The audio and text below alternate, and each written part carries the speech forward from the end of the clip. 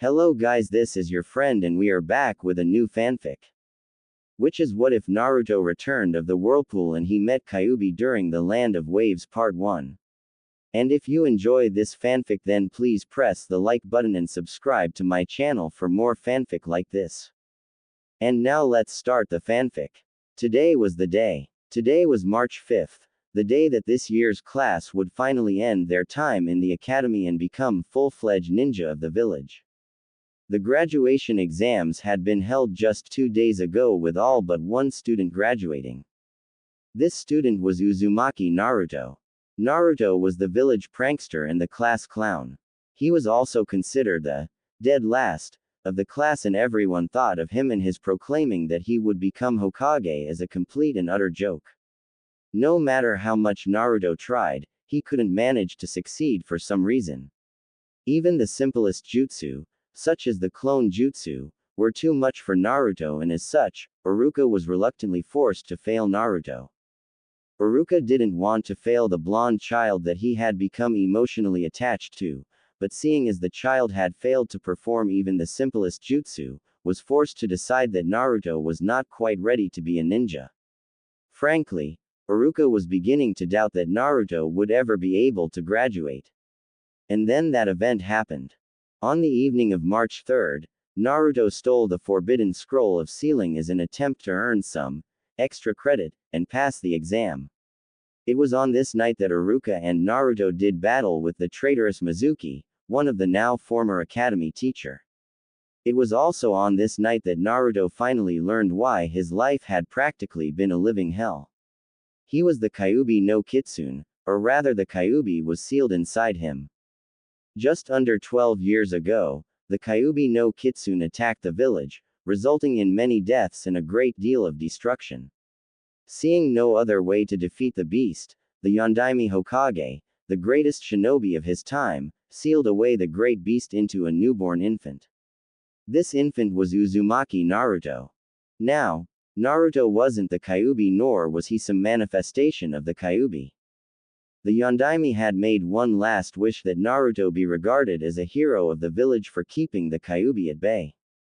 Unfortunately, the Yondaime's dying wish was ignored and the village began to torment the child. This upset the Sandaime Hokage, who had returned to his former position after the death of his successor, and many laws were enacted. The most notable was to forbid the village from even mentioning the Kyuubi.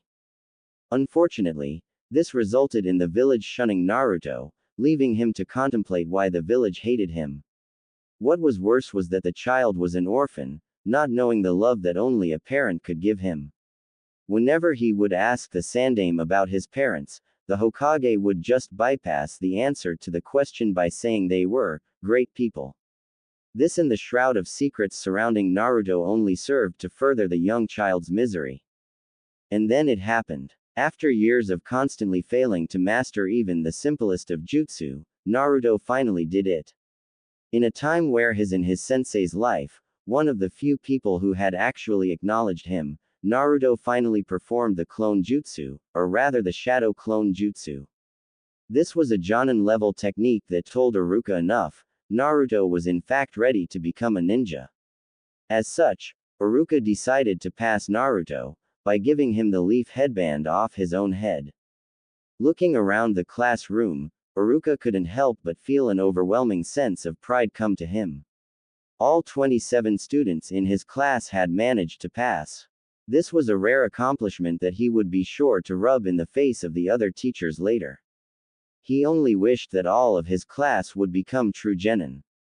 Alright class, I would like to congratulate you all for becoming ninja, the instructor announced. I have your team assignments right here. After I call out your teams, you will be dismissed for the morning and report back here this afternoon to meet your new senseis. With that Iruka began announcing the team assignments. Team 7 will be Haruno Sakura, Uzumaki Naruto, and Uchiha Sasuke. Sakura was happy that she was on Sasuke's team, but mad that Naruto was also there. Naruto was happy for being with Sakura, but mad that he got stuck with Sasuke. Sasuke, well, he hated both of them. Hinata was also a little disappointed that she would not be with Naruto. Team 8 will be Hyuga Hinata, Inazuka Kiba, and Aburame Shino. Team 10 will be Yamanaka Ino, Nara Shikamaru, and Akamichi Choji. The class was dismissed. With the newly minted genin given the rest of the morning off, Naruto figured now would be a good time to ask his crush and now teammate, Haruno Sakura, to grab lunch with him. Unfortunately, this turned out like any other attempt to get to spend some time with her. She rejected him, rather harshly. It was no secret who Sakura liked, as it was the same guy most of the other girls in his class. She was an avid fangirl of Naruto's other teammate, Uchiha Sasuke. Naruto didn't like Sasuke, simply because of all the attention Sasuke got and the slight rivalry the two had developed during the academy, although Naruto constantly got his handed to him by said Uchiha. Unfortunately for Sakura, she was shot down just as harshly when she tried to see if Sasuke wanted to grab lunch. Instead, Sasuke simply went off to brood about some unknown issue. It was then that she realized what she was treating Naruto like. In fact, this actually got her to think about being nicer to the blonde the next time they ran into each other. All of the genin met back at the classroom after lunch break and awaited for their new senseis to come and collect them. While the other teams left with their senseis, Naruto, Sakura, and Sasuke were left alone in the classroom, waiting, and waiting, and waiting. They had been waiting for just over 2 hours before someone finally came into the room. It was their Jonin sensei, who had somehow managed to fall for one of Naruto's more obvious and ridiculous traps. Naruto had wedged an eraser in the door, which would fall when the door opened. For Naruto, the trap worked perfectly and their new sensei was bonked square on the head as the eraser bounced off his gravity-defying silver hair. For their sensei, this gave him a bad fist impression. All he really said to them was, "My first impression is, I don't like you," before taking them away to the roof of the academy for introductions. Their sensei went first, introducing himself as Hitaki Kakashi, a Jonin in Konoha. Unfortunately, this was all Team 7 got out of their sensei, as the remainder of his answers were rather vague. Naruto followed up. Unlike Kakashi, Naruto basically read off his autobiography for the most part, stating his dream to become Hokage and his absolute love for ramen. His hobbies included eating ramen and pulling pranks. Kakashi sent him an intriguing look, almost as if he knew Naruto from a long time ago and was slightly curious as to how the boy had grown. Sakura was next. Like Naruto, she didn't hold back, although she really didn't say much. No, her expressions told the entire story. In short, she was a die-hard Sasuke Uchiha fangirl, who was probably only here to impress Sasuke. Sasuke finished off the introductions.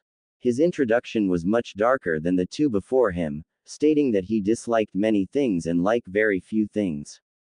His dream, or should I say ambition, was to kill a certain man and to rebuild his clan. A ramen-obsessed failure, an emo, avenger, and an obsessive fangirl, thought Kakashi as he made his impressions on the team sitting in front of him.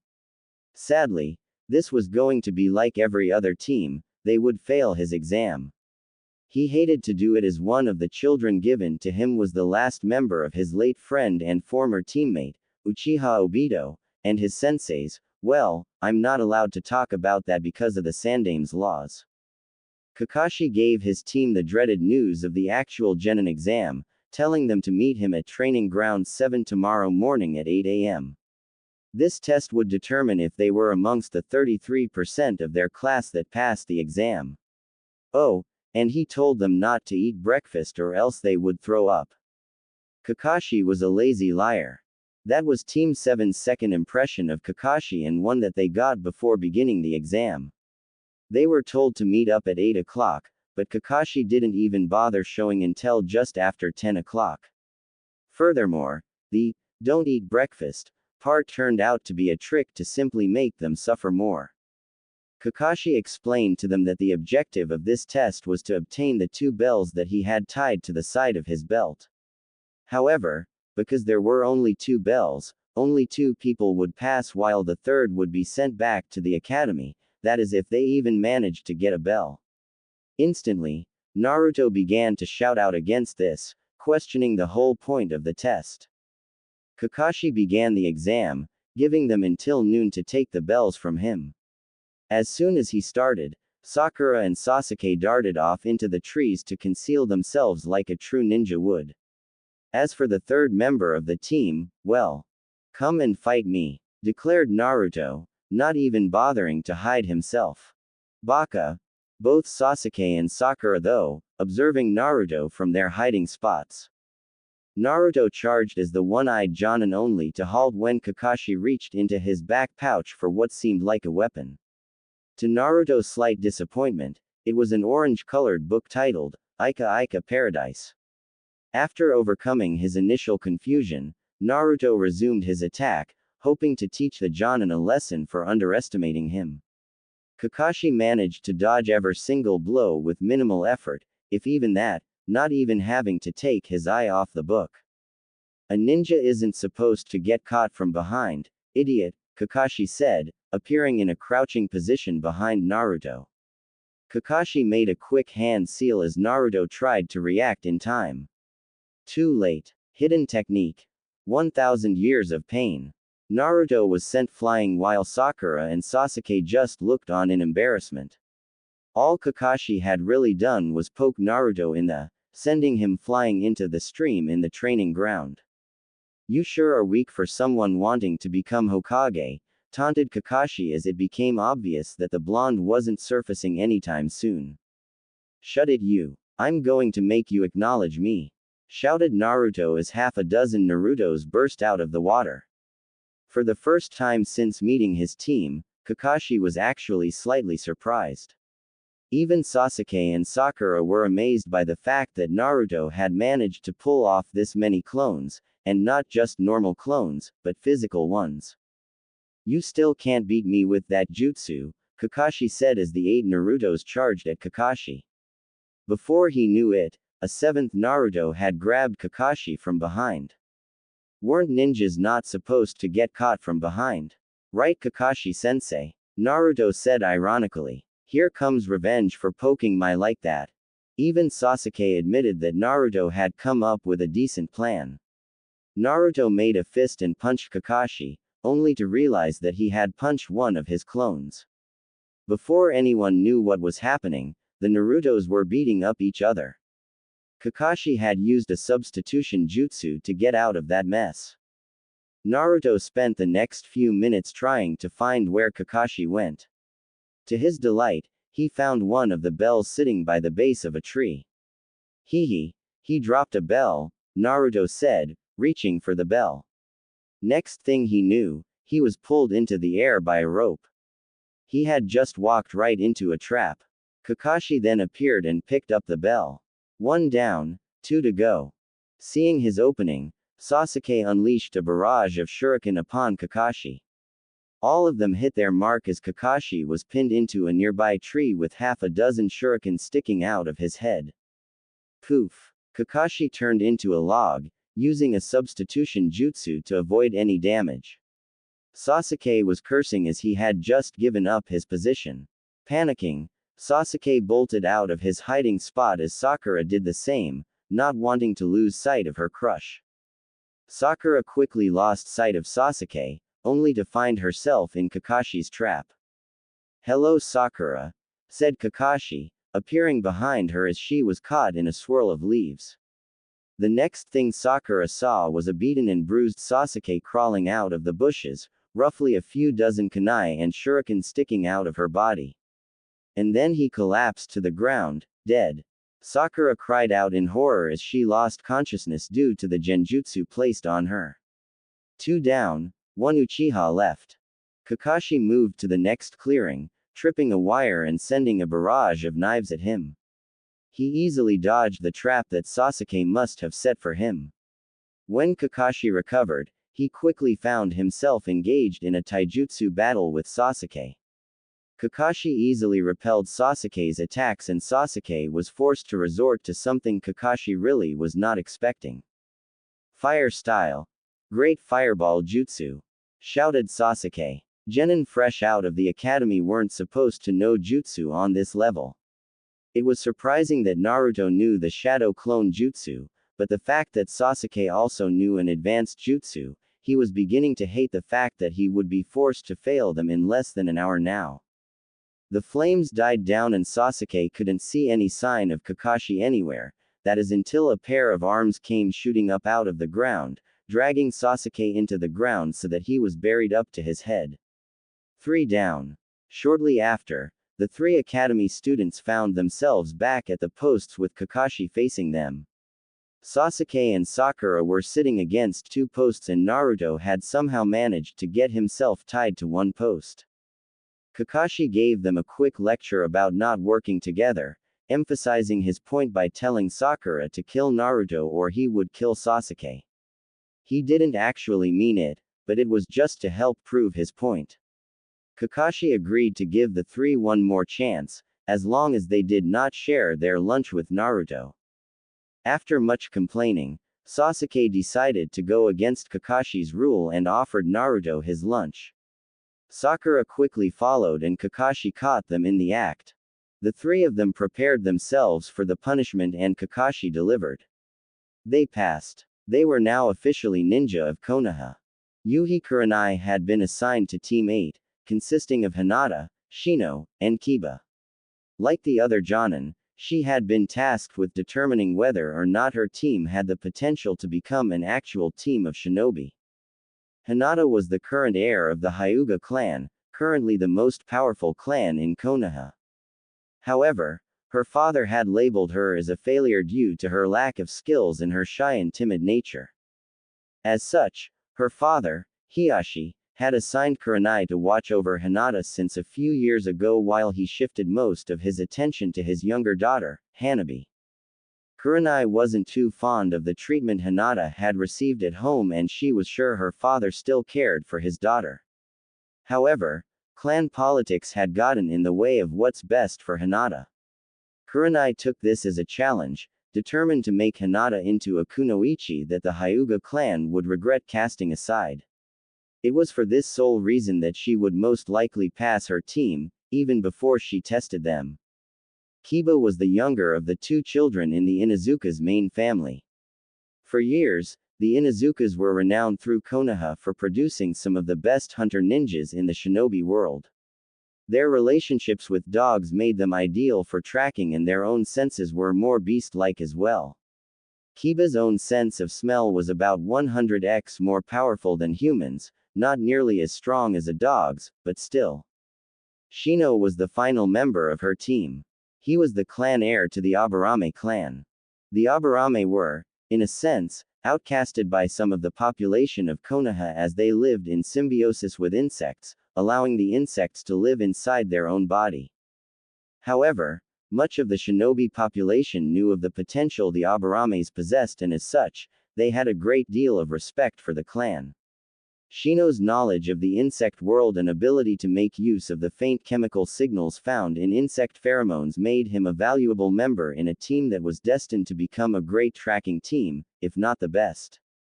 Kurenai saw the potential in this team to be great. She would put very little effort in testing them as she was pretty much set on passing them the moment she was assigned this team.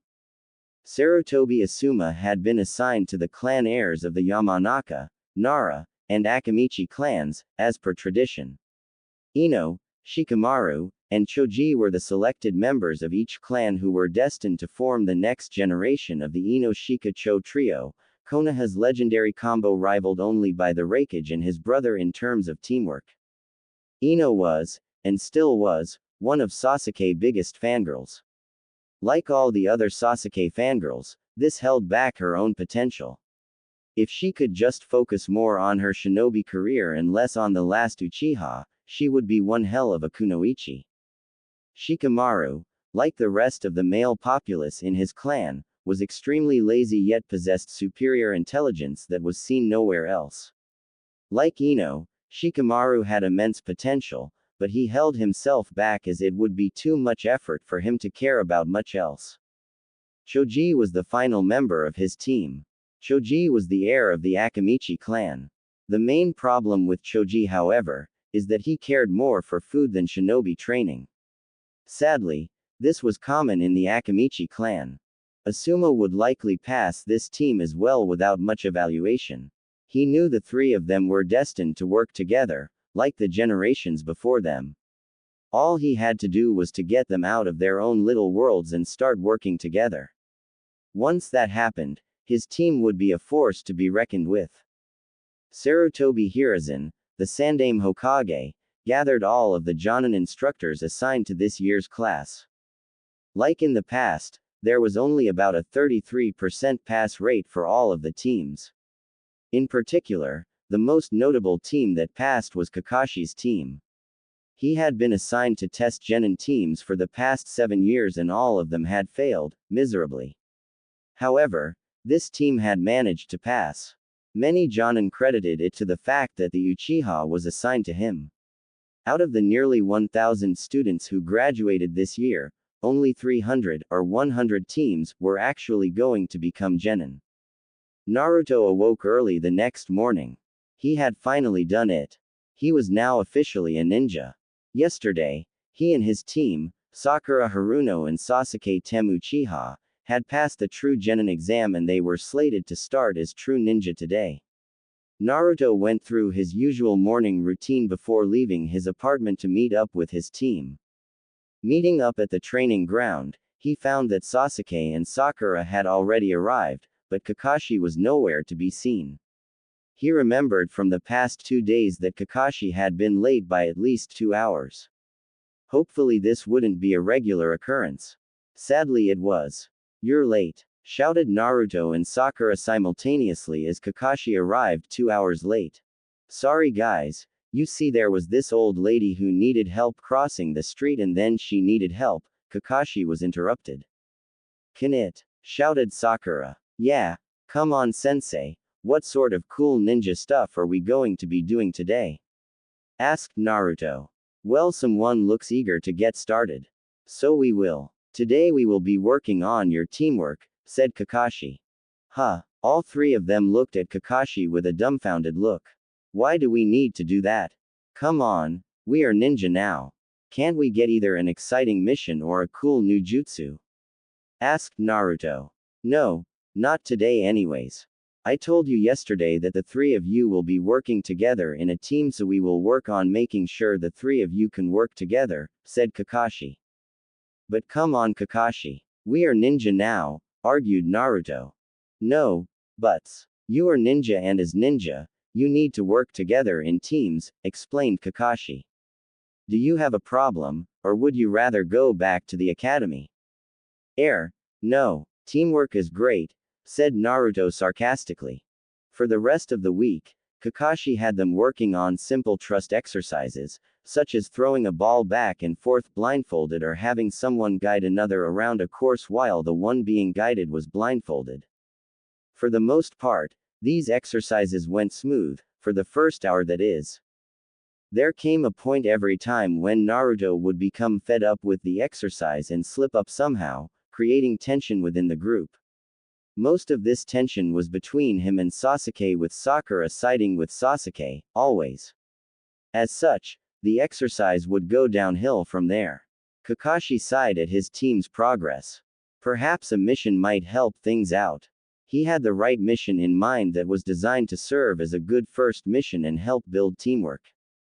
"Is everyone in position?" Kakashi called out through the wireless radios his team was wearing. "I'm ready," called out Sakura.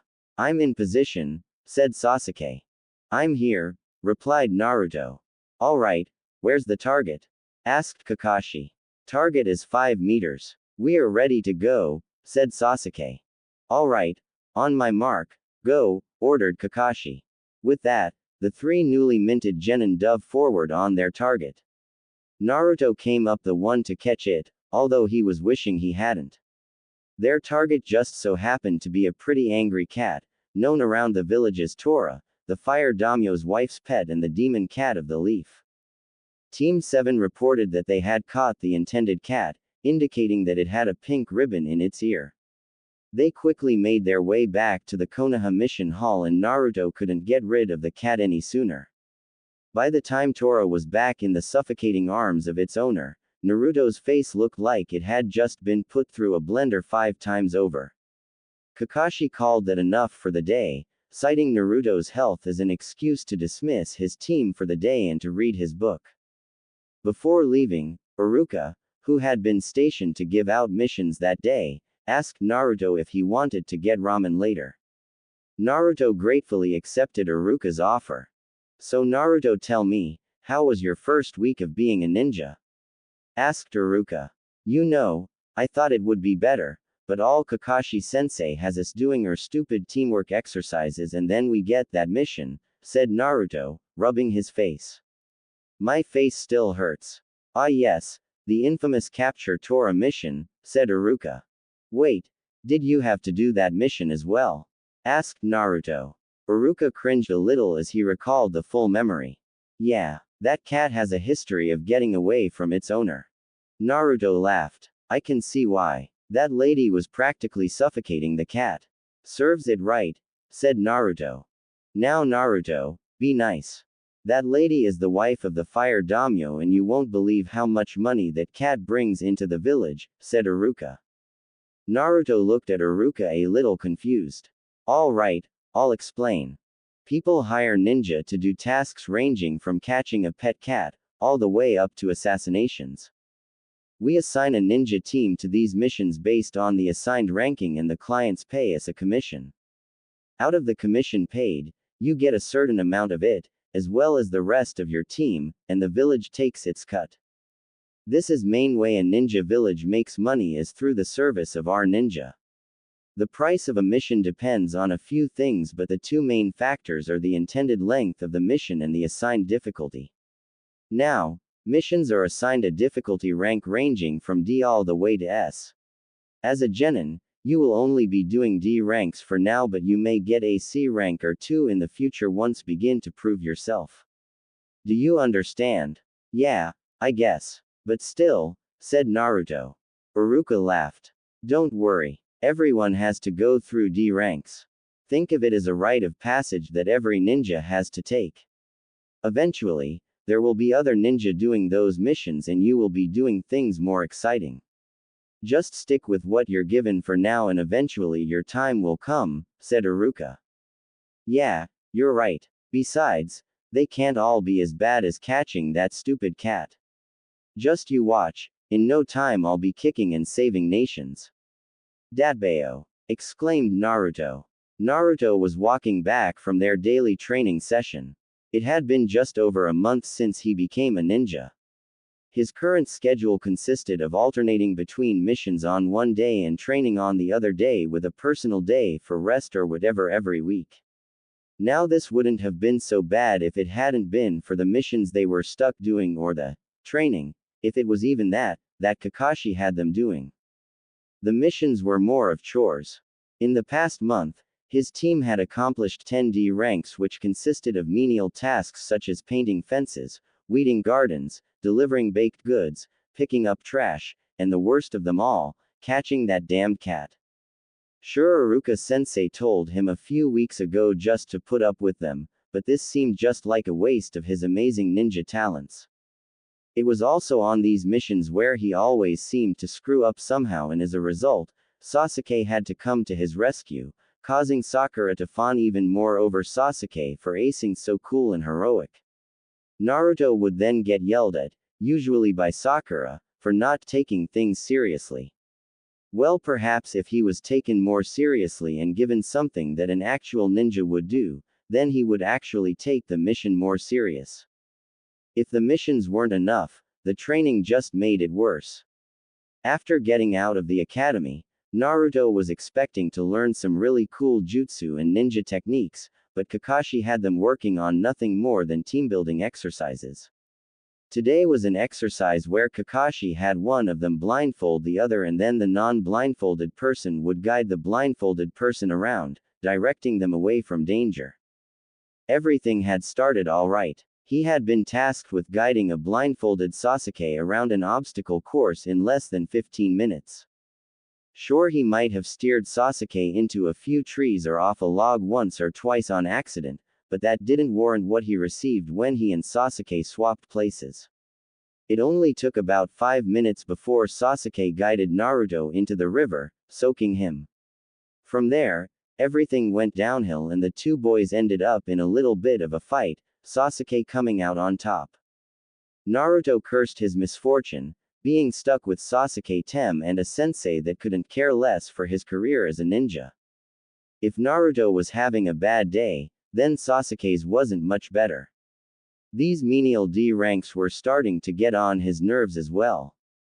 He needed to become stronger so that he could accomplish his goals, and these general labor tasks were not doing anything. In fact, if it wasn't for the Dobie and the obsessive fangirl, he could probably get them done faster and use the rest of the day to get in some useful training, but sadly that wasn't the case. During those missions, Naruto would usually find some way to mess up and he would be forced to save the blonde. However, Naruto wasn't the worst. At the very least, Naruto was trying, to some degree. He had to give him that. Sakura, on the other hand, was the worst of his two teammates. He hated how her attention was always focused on him and not the task at hand. If she would put even half the effort into the mission or bettering herself as a shinobi, then that would also better the success of the mission and he would have some time to train. Sasuke knew what Sakura was. She was a fangirl. Ever since the academy, he hated the fangirls. They did nothing but fawn left and right over him, coming up with ridiculous excuses to try and capture his attention. In fact, they had even gone as far to grow all of their hair because they heard that he liked girls with long hair. All the fangirls did was prove to be an unavoidable obstacle for him. If it wasn't for Sakura's constant nagging, he wouldn't have dropped Naruto into the creek. In reality, he couldn't care less. As part of his goal was to revive his clan, Sasuke knew that one day he would have to find a girl, or girls if the village forced the CRA on him, to help him. However, he didn't want this girl to be a brainless fan girl who practically worshipped the very ground he stood on. No, he wanted a girl that was strong in herself. He wanted someone who could stand against him and tell him he was wrong when he was. He wanted someone who didn't care if he was an Uchiha. Sakura was nowhere near that someone. Sasuke could also care less for the team-building exercises. To him, they were nothing more than a waste. He needed to kill someone, and in order to do such, he needed power. He needed training. Not this. He needed real training and he needed real missions to test his abilities. Sakura was nearly the exact opposite in terms of Naruto and Sasuke when it came to these missions. She didn't mind the menial missions or the labor.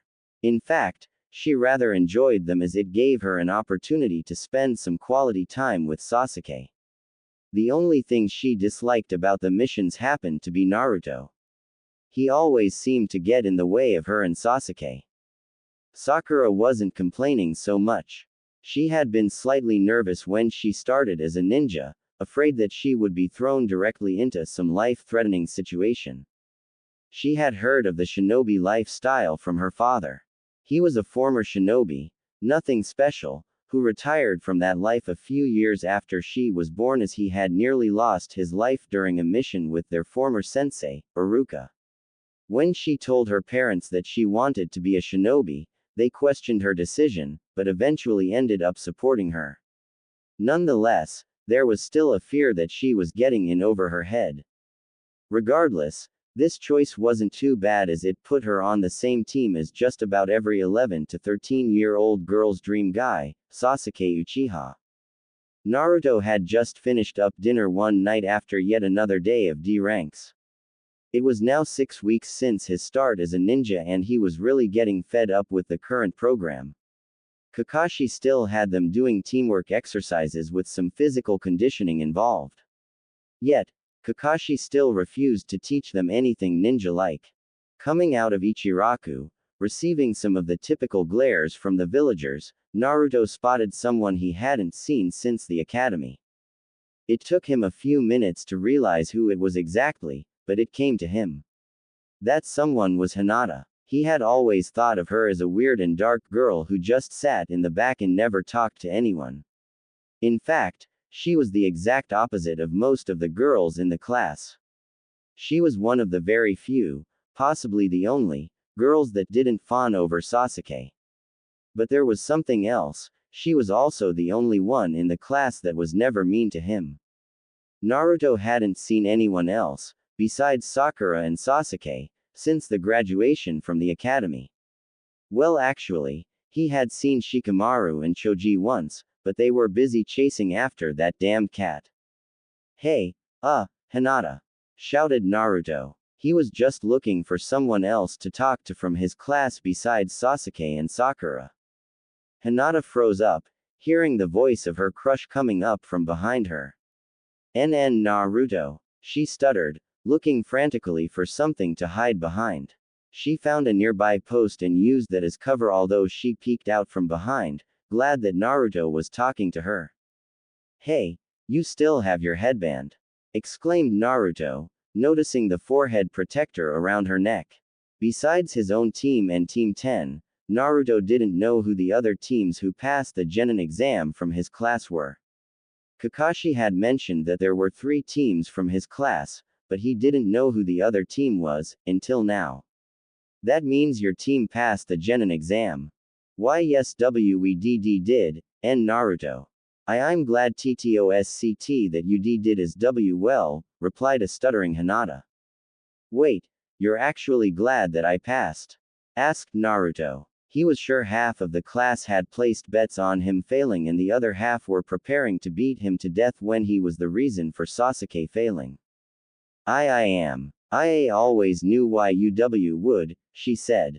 You did? Asked Naruto, getting a slight smile on his face. Thanks. I'm glad you passed as well. Everyone in your family must be proud of you. Hinata was happy that Naruto had acknowledged her, but at the same time, she was wishing that he hadn't brought her family into this. She looked down, catching Naruto's attention with this. Hinata, what is it? Nothing. Just that my father H has always been strict and well, I'm afraid I'll disappoint him, said Hinata. Now, if there was one thing Naruto knew, it was disappointment. For most of his life, he had been just that, a disappointment. However, through experience he learned that you're only a disappointment if you just give up. If you keep trying your absolute hardest, there is no way you could disappoint someone. He proved this the night he finally graduated after saving Iruka-sensei with the Shadow Clone Jutsu. Don't worry. All you have to do is do your best. If you do that, you'll never disappoint. Datbeo. This picked Hinata's spirits up. If there was one thing she always admired about Naruto, it was his never give up attitude. It was around that time that another man came onto the scene. Hinata-sama, let's go. You shouldn't associate with that thing, said the man. He had the same eyes as her, indicating he was also a Hyuga. But Hinata tried to protest. No, Hinata-sama, he's not right. You can't believe anything he says, said the Hyuga as he took Hinata away. Naruto looked down. He was used to this, adults grabbing children and dragging them away from him. He knew why, thanks to Mizuki's big mouth and an explanation later from the Hokage, but he still didn't understand. He wasn't the Kyuubi, he just had the beast sealed inside him. But he told me to not give up. What's so bad about that? Asked Hinata. The Hyuga stopped in his tracks, turning around to see Naruto walking away, head down. Being a Hyuga, he could easily read people, and in Naruto he saw a sense of sadness and loneliness. He hadn't seen this before, probably blinded by the whole Kyuubi thing. After what Hinata told him, he finally decided to take a good look at the boy. Perhaps he was wrong. This boy was trying to encourage Hinata, something she didn't normally receive at home. Perhaps he wasn't the demon the entire village saw him as. A group of men came walking past the 2 Hyugas, obviously coming from a bar. Hey, it's that thing, one of them exclaimed quietly to the rest of his group so that Naruto wouldn't hear. The other men picked up various objects lying around in the street and alleys, including a broken bottle of sake, a wooden plank with a few rusty nails, and even a rather large wrench. The men snuck up behind Naruto, ready to beat him as the other villagers just simply watched. Most of the villagers were hoping that the men would give Naruto a good smack or two before some of the Anbu intervened. To them, it was one of the more entertaining things in the village, watching a few people take a shot as the one they labeled, Demon Child. Naruto felt something coming up behind him. This was a familiar feeling to him and he learned how to detect it. If he didn't know how to detect it, he most likely wouldn't be alive. It was the feeling of someone wanting to hurt him. Naruto turned around just in time to see the group of men charge towards him. He did what he would normally do, he began to run. Naruto had gotten halfway down the street when he realized no one is following him. He turned around to see those men on the ground unconscious and the Hyuga man, holding Hinata's hand, standing over them. It was obvious that he had knocked them unconscious.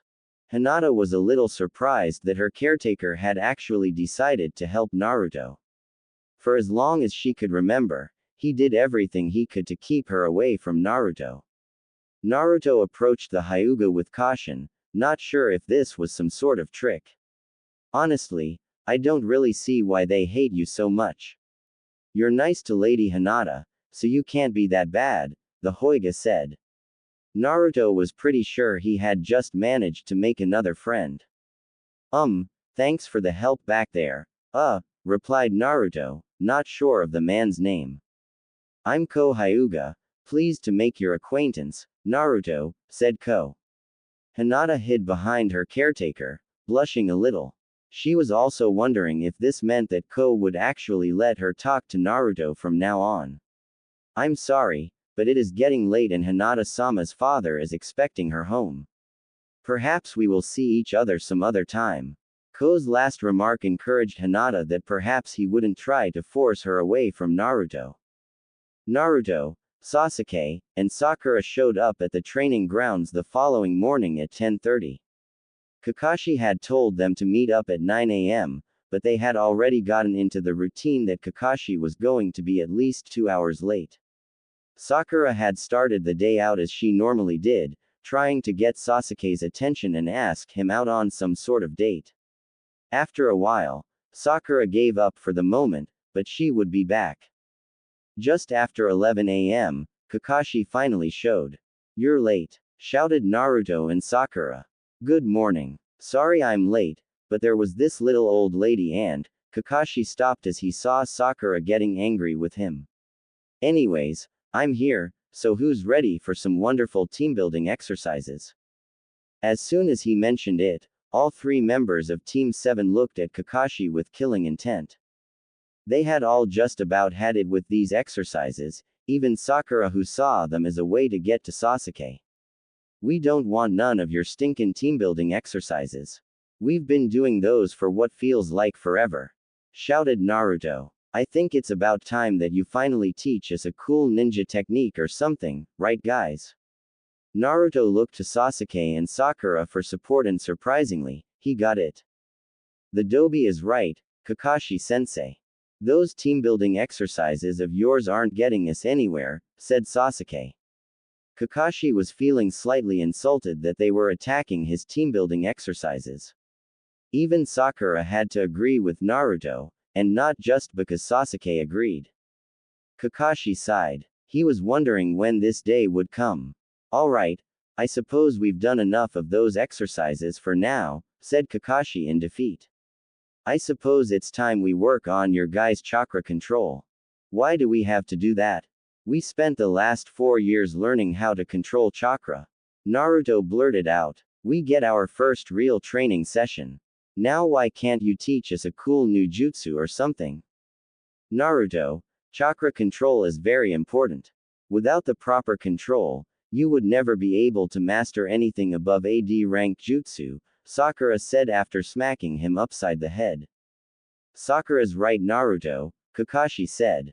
If you hope to be able to learn a cool jutsu, you must learn how to control the flow and release of chakra. The lessons you learned in the academy are basic, but they are not enough. Fine. It beats catching that damned cat anyways. I wonder what sort of demon that cat came from anyways, said Naruto. Somewhere in Kumogakure, a young woman with blonde hair felt the urge to sneeze. As if scripted perfectly, said cat came running out of the trees with a genin team in pursuit. Unfortunately for Naruto, Tora remembered him from the last time Team 7 was assigned to capture her and proceeded to claw Naruto in the face before darting off into the woods. I swear that the village makes more off of that cat than all the other D and C ranks combined, said Kakashi quietly. Anyways, today we'll be working on the first of the regular chakra control exercises, the tree climbing exercise. Tree climbing? Sakura questions while Naruto and Sasuke looked on with a bit of curiosity. Yes, it's the first exercise in chakra control. The idea is to hold a constant chakra at the bottom of your feet and use it to stick to a surface, in particular the side of a tree, while you walk up it, Kakashi explained. He further instructed the genin in that exercise and they each proceeded to a tree. Naruto and Sasuke took a few steps up the tree before falling to the ground. Sakura had managed to climb the entire tree with little effort. Kakashi noted that her control was the best of the group. They were instructed to work on that exercise for the remainder of the day until they could climb the entire tree. After that, they were to exhaust their chakra as they continued to refine the technique. Out of the 3 rookie instructors, Kurenai had begun teaching her students much earlier than either Kakashi or Asuma. It was already clear to her that her team had no pressing issues with one another, except for Hinata wishing that Naruto was on her team, and they didn't require much effort getting the 3 of them to work together. As such, Kurenai had begun actual training with them only a week or 2 out of the academy. Asuma followed, but it took a bit longer to get the boys and Ino to work with one another as Ino would constantly belittle them, saying stuff regarding Sasuke doing much better than they would ever do. For Naruto and Sasuke, it was getting late. Sakura had already called it a night as she didn't have anywhere near the chakra reserve that Sasuke, let alone Naruto, had. However, she had accomplished the training after about 2 hours. Naruto and Sasuke were locked in a competition as to who would reach the top first. After the day ended, they were each about 2/3 up the tree. The following day was a mission day for them filled with more exciting D ranks. It was obvious that Naruto and Sasuke were getting irritated at having to do those. By the second day of their training, the 2 boys of Team 7 had managed to make it up to the top of the tree. Sasuke had been the first to reach the top, although he noted that Naruto was not far behind, making it to the top the next attempt. The 3 of them were instructed to refine the exercise for the remainder of the training days that week, until they had it down perfectly.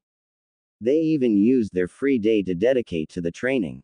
Alright, Team 7, for your next mission, you can either babysit an elder's grandson, shop in the neighboring village, or, the Hokage was cut off by someone entering the room and whispering something in the Hokage's ear.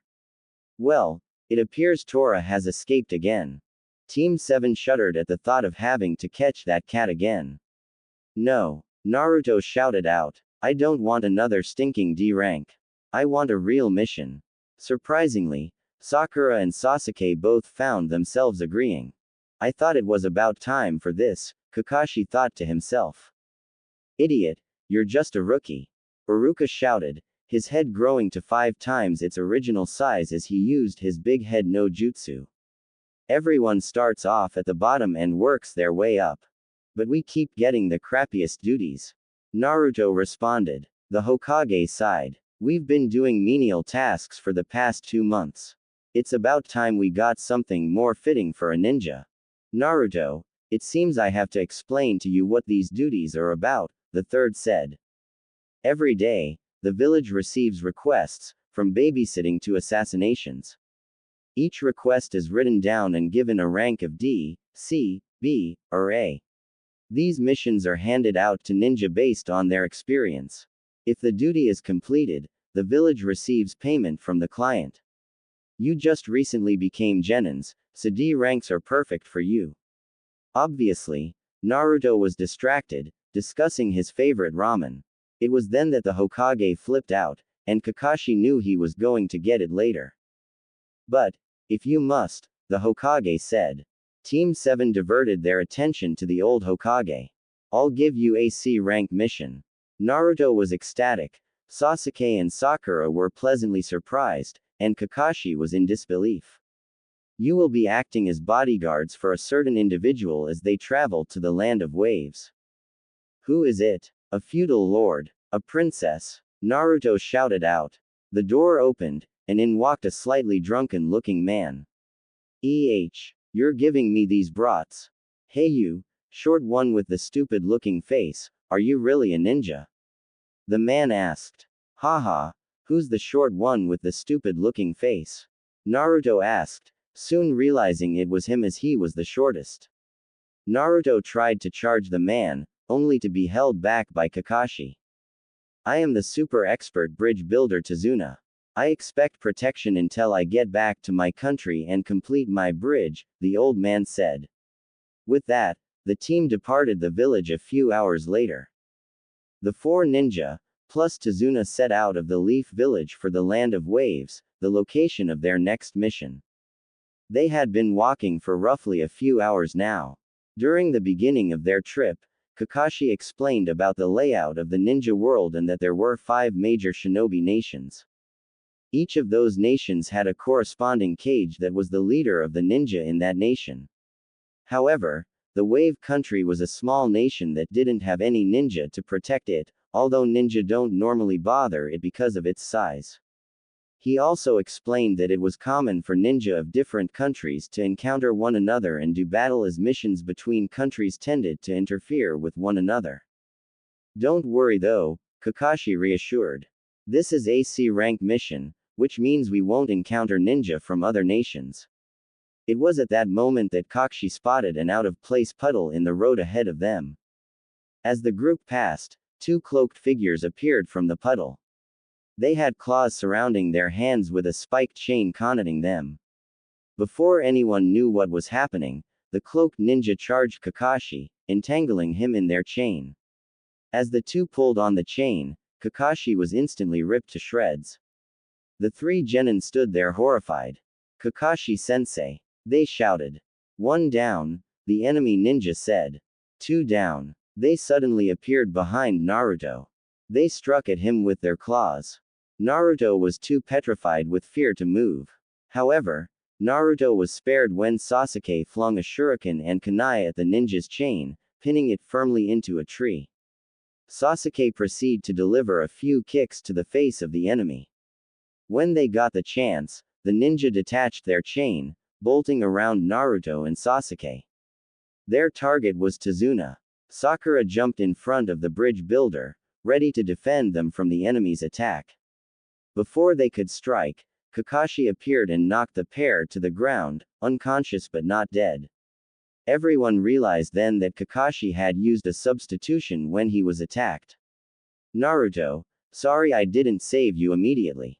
I didn't think you would freeze like that, Kakashi said to his student. Damn it, I couldn't do anything. But Sasuke, it was his first real battle, yet it didn't faze him at all. He saved me, Naruto thought to himself. Hey you, Sasuke said to Naruto. You alright, scaredy cat? Naruto was getting really pissed at Sasuke's smugness until he realized a wound on his hand. Naruto, save it for later, Kakashi said, picking up on the wound as well. Their claws are poisoned. We must open the wound and remove it, or you will die. Kakashi turned his attention to their client. Tazuna, I need to talk to you. These are Kurigakuru Chunin. The 2 ninja finally woke to find themselves tied to a tree. How did you read our movements like that?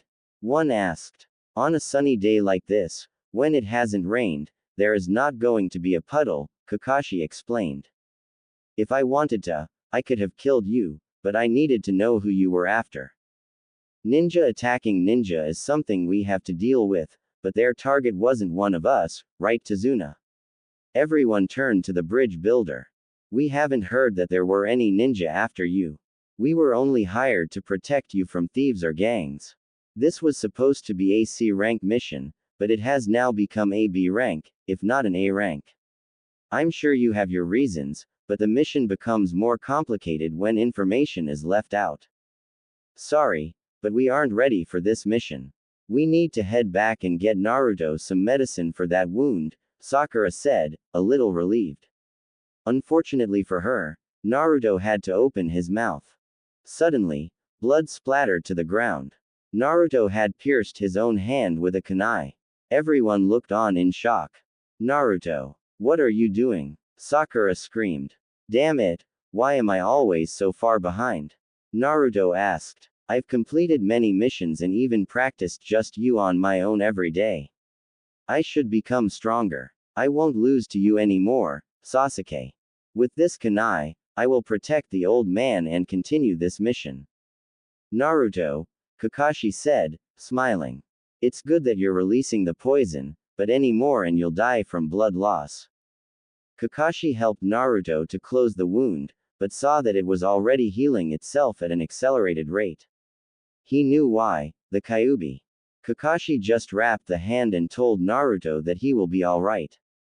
The Konoha ninja agreed to continue the mission, but told Tazuna that this mission was becoming at least a B rank and that he would have to pay the village when the funds become available. You failed. A rather short man shouted in a castle far away. You were supposed to be very strong former ninja. Getting pissed off at the little man's yelling, one of the ninjas swung his sword, stopping just before it cut into the man's neck. Stop bitching. This time I'll go and kill them myself, the masked ninja said. Hey, are you sure? It seems as if the enemy has hired some skilled ninja, the short man said. And with the failure of the demon brothers, they are aware of us now. Who do you think I am? The masked ninja said, irritant. There's a reason I'm called the demon of the hidden mist, Zabuza Momochi. A few more days of traveling passed and the group of 5 came to the edge of the sea where a farrier was waiting to take them from the land of fire to the land of waves. The boat was small and it was barely able to hold the 6 of them, not to mention it almost tipped a few times because of Naruto. Soon, Tazuna's fabled bridge came into view and Naruto had to admit that it was impressive as he stood up to observe, nearly tipping the boat, again. Wow, it's huge, Naruto shouted out. Suddenly, he was silenced by Tazuna and the farrier. Why do you think we are hiding in the mist and the motor isn't running? We don't want Gato to find us. The farrier said. Who's Gato? Sakura asked. He's a wealthy shipping merchant known across the great nations. He came to our country, promising a boom to our economy. However, after a little, it was clear that he was only taking over our economy for his own gain. He quickly took control of our shipping companies, the major source of income for us. Over time, he took over our economy using his secret drug trade and some of the ninja he employs. Through force, he now has a monopoly on all shipping traffic into and out of our country, Tazuna explained. The only thing he has to fear is the completion of that bridge. So that is why those ninja were after you, Sasuke realized. But why did you hide the fact that ninja were after you? Because of Gato, the wave country is poor. Even the feudal lord has no money. We can't afford an expensive B-rank mission right now. Tazuna explained. The group got off the boat, but Kakashi had an uneasy feeling. He knew that if they attacked again, it would be by Jonin-level ninja this time. Suddenly, Naruto heard something off in the bushes and tossed a few shuriken, just barely missing a poor rabbit. However, Kakashi was even more suspicious. The rabbit was a white snow rabbit, yet it was late spring. Suddenly, Kakashi knocked his team to the ground as a large sword came flying towards them. When Kakashi looked up, he saw a man standing on the hilt of the blade, Zabuza Momochi.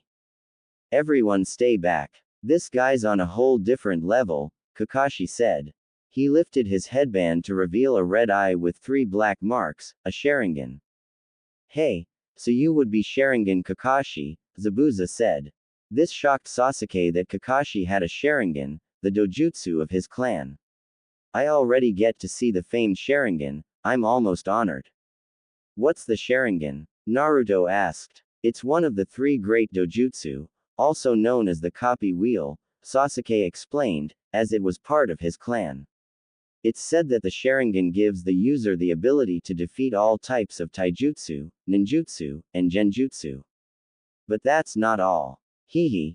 That's right, Zabuza said. What's even scarier is that you can copy your opponent's techniques once you see them.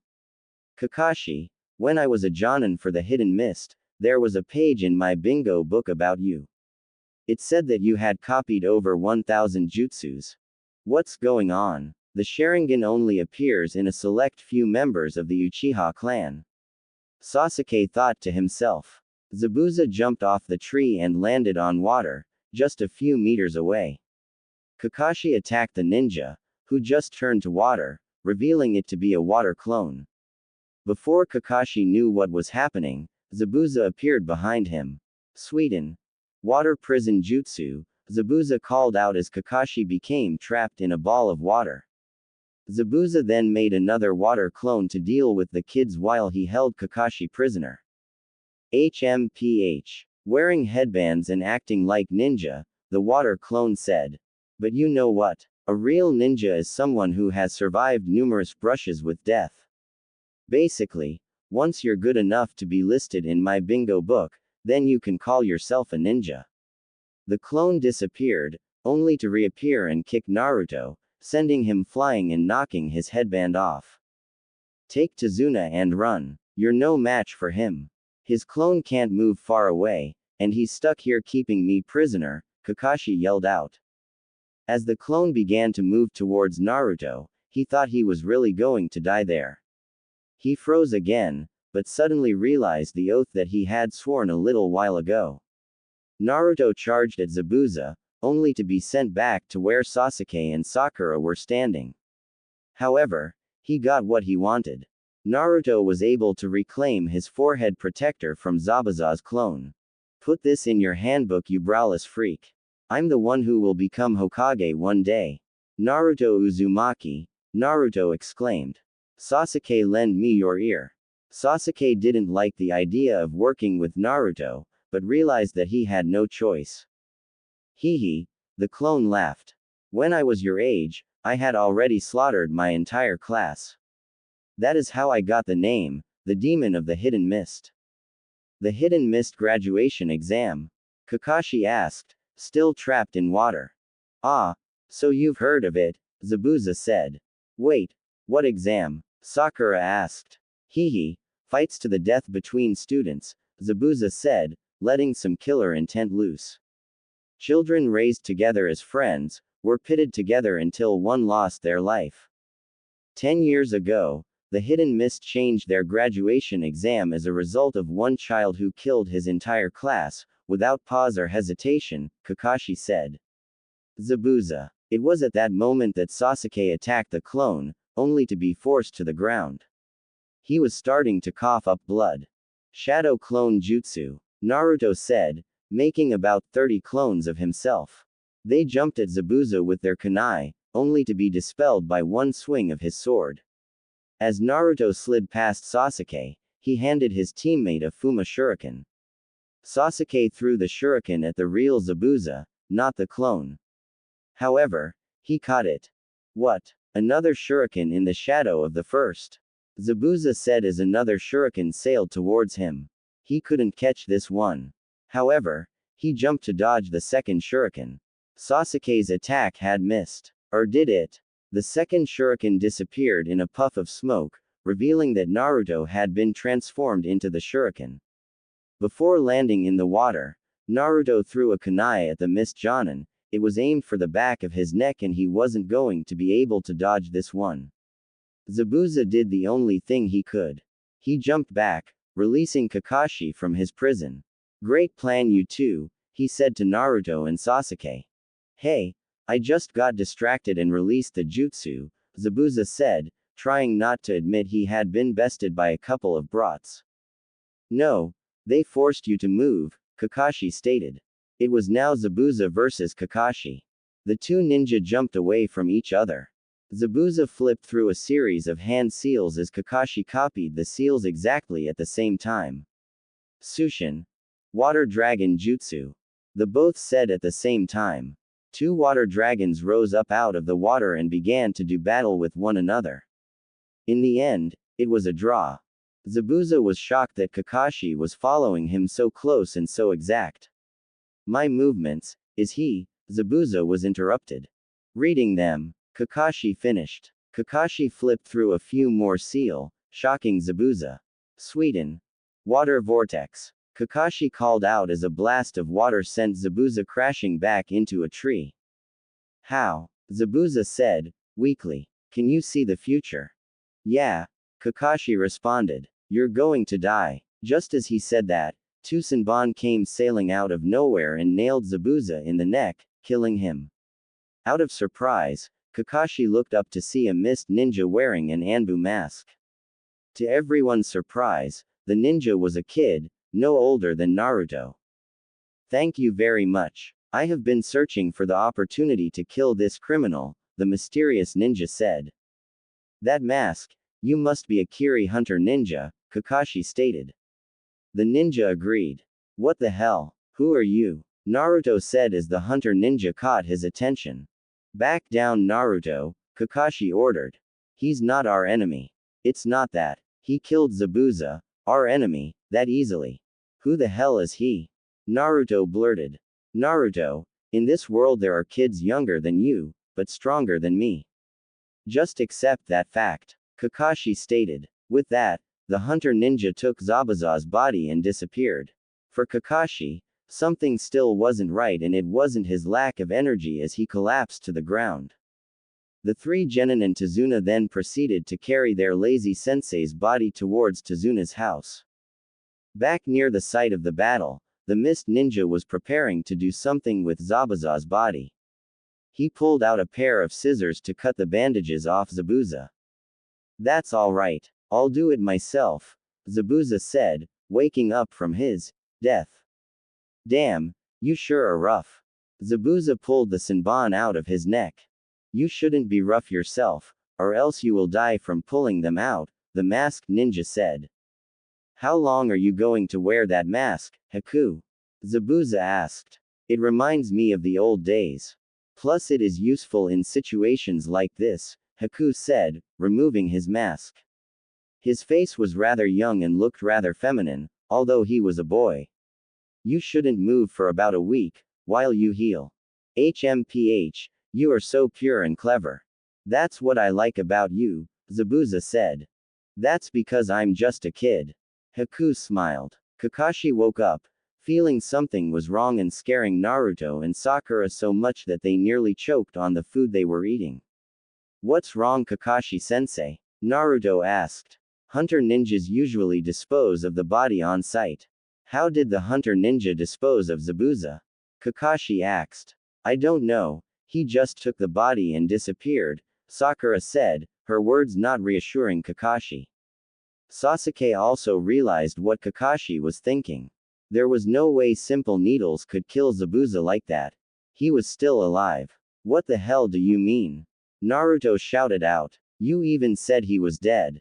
I did, but that was most likely a momentary death, Kakashi explained. He knew about the body's structure thoroughly, and he used a weapon with a low chance to kill. He was there to save Zabuza, not kill him. There is no assurance that Zabuza is alive or dead, but I say we have a week's time before Gato rallies another, stronger opponent or Zabuza returns. You guys will need training. Over the next week, we will try to make you strong before Gato returns. What's a little training going to do? Sakura said, taking Naruto's place as the loudmouth on the team. Sakura, who saved me back there? Kakashi said. You guys are growing rapidly, especially you Naruto. So we will train until then. Sounds like fun. Naruto shouted, reclaiming his title as Team Loudmouth from Sakura. That's no fun, a little boy said, appearing in the room. Oh, Inari. You're here, Tazuna said. This is Inari, my grandson. Inari, say hello to everyone. They are ninja who protected me. The boy turned to his mom and grandpa. Mom, they are going to die, the little boy said. There is no way that they can win against Gato. What the hell are you talking about, you little brat? Naruto said, only to be held back by Sakura. Listen, kid, one day I'm going to become an incredible ninja and Hokage. I don't know who this Gato guy is, but I'm not going to lose against him. What are you, stupid? Inari responded, sending Naruto into an even greater rage. If you don't want to die, leave. With that, Inari left. Tazuna apologized for his grandson's behavior and explained to everyone how his father was killed by some of Gato's thugs. Naruto had followed the boy, who was in his room crying, but he decided to leave the kid alone. Kakashi had brought his team out to the edge of a lake. Kakashi knew it was true, Zabuza was alive, and he would most likely be back. With the false death that the Hunter Enin had put Zabuza in, Kakashi figured he had about a week to get his team ready for the inevitable rematch with Zabuza and whatever else he brought with him. Kakashi-sensei, so what are we doing? Asked Sakura. Easy. We are making you stronger, replied Kakashi. I have the next chakra control exercise for the three of you, water walking. What? Water walking? Asked Sakura and Naruto in unison. Was that even possible? Apparently it was. Kakashi demonstrated by gathering chakra in his feet and hobbling with his crutches out onto the water, remaining afloat on top of the surface. Naruto and Sakura looked on in amazement, with Sasuke looking on with an indifferent expression. You are to expel chakra from the base of your feet at a constant rate, keeping you afloat on the surface, explained Kakashi. You saw how I did it, now I want the three of you to try, he instructed. Naruto was the first to try, gathering chakra into his feet and taking a step out onto the water, only to fall straight in, soaking himself. Sakura was next. Much to Kakashi's surprise, she had managed to stay afloat, even though she was bobbing like crazy, trying to get herself to stabilize. After a few minutes, she finally had the flow of chakra down and was standing on the surface just like Kakashi was. Wow, Sakura, it's great that you can already do that, shouted Naruto. Sakura turned around, giving a slight smile while scratching the side of her face. She had hoped to get a positive response from Sasuke, not Naruto. Sasuke was last, confident that he would get it. He took a step onto the water. Like Naruto, he fell through the surface. Kakashi instructed the three of them to work on the exercise. Since Naruto and Sasuke hadn't gotten it done yet, they had to get the technique down first. Sakura, on the other hand, had already managed to stand on the water after the first attempt. Kakashi attributed her success to her superior chakra control over the two boys.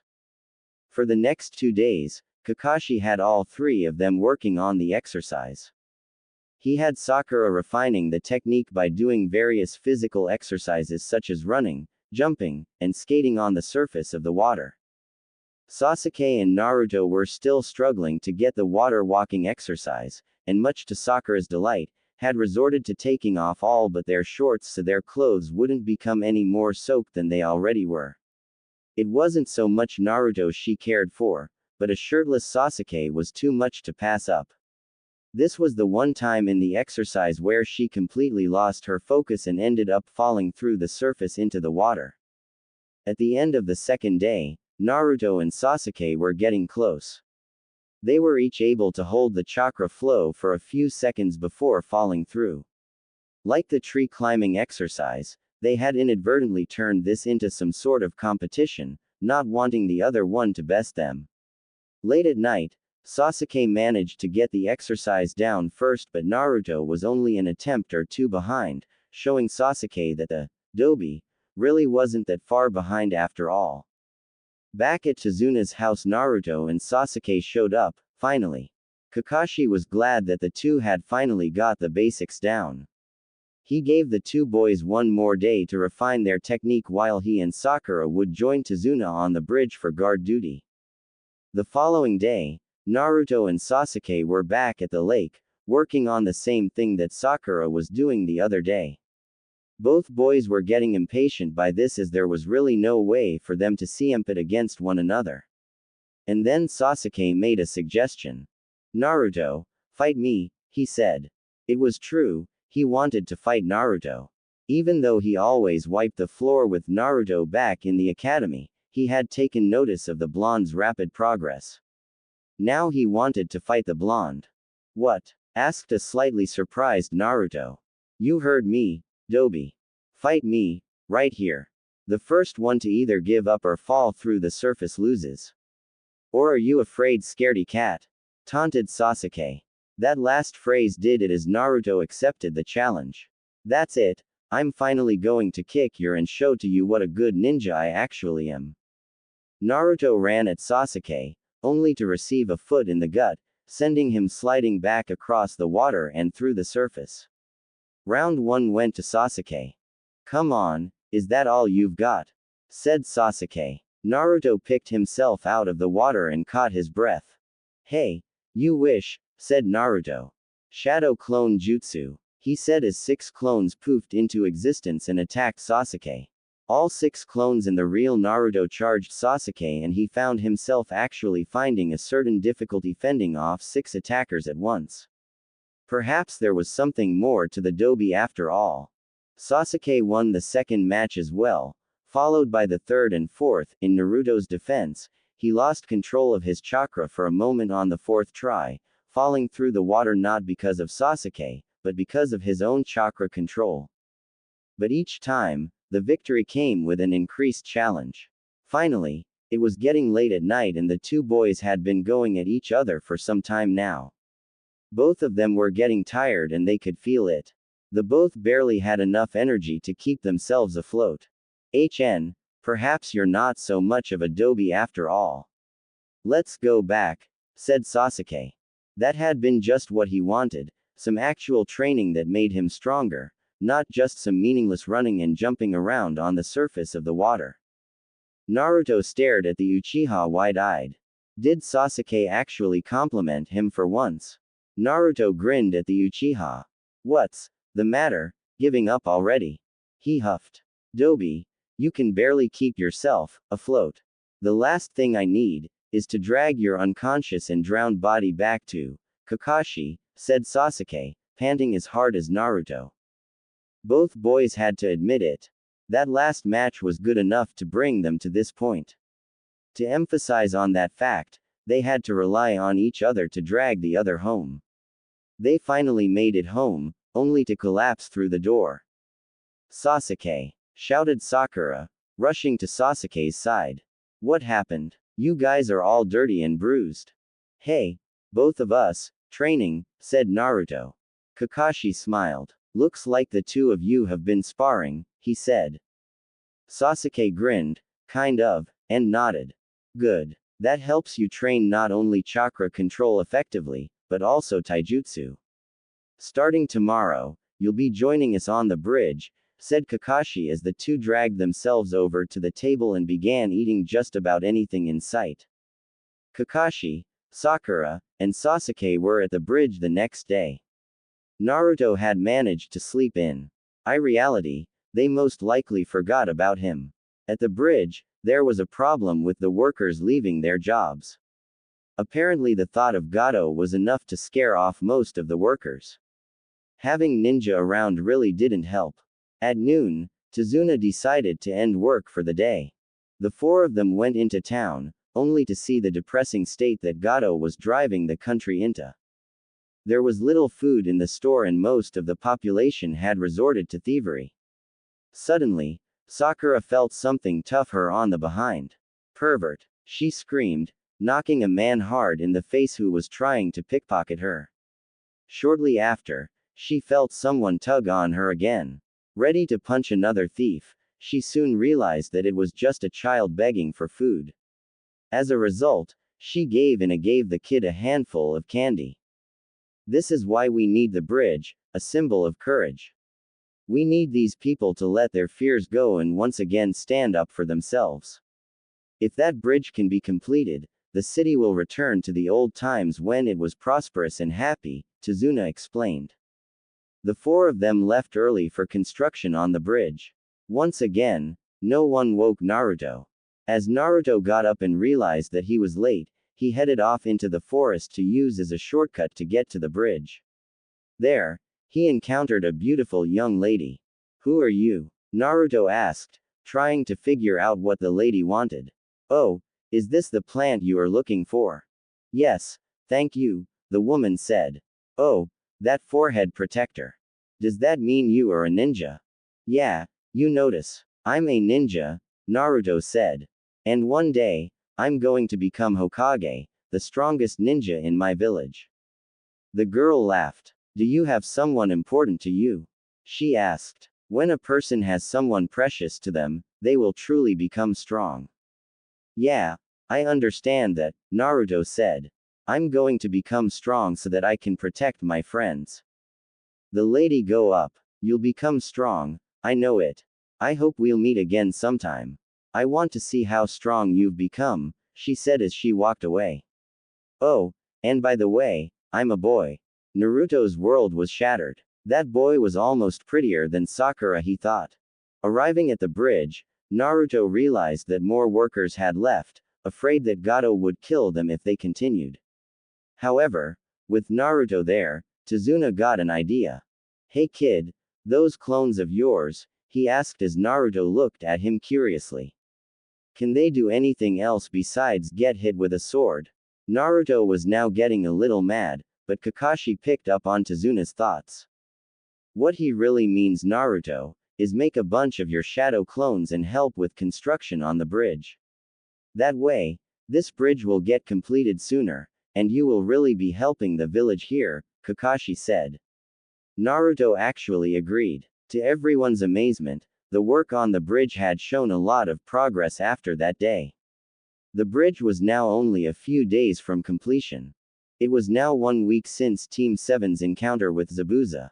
For Kakashi, this meant that they would be seeing Zabuza or another opponent here shortly.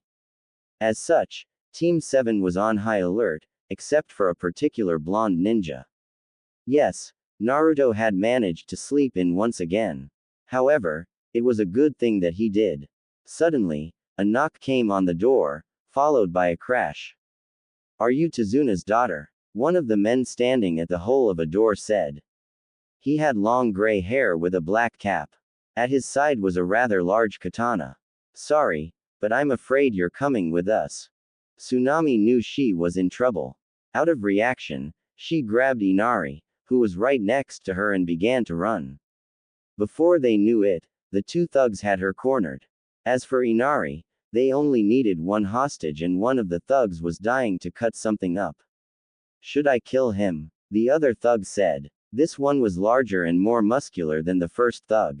He had a patch over one of his eyes and was also carrying a katana like his partner. Out of desperation, Tsunami did the best she could. "You want a hostage, right?" she said. "If you even touch him, I will kill myself." The bandits were depressed by this. They had really been hoping to kill someone, but they needed a hostage and 2 dead bodies would do them no good. Inari had managed to escape, but the 2 thugs had taken his mother. Sitting in a corner, Inari began to cry and think on what Kakashi had said to him the other day, regarding Naruto. Flashback. "You little sissy," Naruto said to him. At that moment, he got up and left the house. Kakashi followed him, hoping to calm the crying boy down. "Inari, about Naruto. He didn't mean what he said, but you have to understand that, like you, he didn't grow up with his father around either. In fact, Naruto has never known either of his parents," Kakashi said, trying to calm the crying boy down. "He has had a rougher childhood than you can imagine, but he always manages to see the best out of life. Perhaps, he's just tired of crying. He knows what it means to truly be strong, just like your dad." End flashback. After a few moments of reflection, Inari realized that he had to let the cry-baby in him go and grow up. He mustered his courage and pursued the bandits. "Will I also become strong like Dad?" he thought to himself. Upon reaching the bandits, he shouted out, getting their attention. The bandits turned around to face him and his mother called out for him to run. "Get away from my mom!" he screamed as he charged the bandits. The bandits drew their swords and proceeded to slash at the boy. Their attacks hit, cutting him to pieces, much to the horror of his mother. Inari! She screamed out. But, before she could say any more, Inari disappeared in a cloud of smoke, leaving cut pieces of wood. Sorry for being late. I've been doing that a lot this past week, Naruto said, holding Inari, who was unscathed. But a hero usually shows up at the last seconds anyways. Great job, Inari. Now let me take it from here. The bandits charged at Naruto, who was all alone, or was he? Suddenly, two figures appeared from behind and gave the thugs a good kick to the head. Before they became unconscious, the bandits turned to see two more Narutos coming at them with their feet only inches from their heads. Naruto then turned to Inari. Sorry for calling you a sissy yesterday.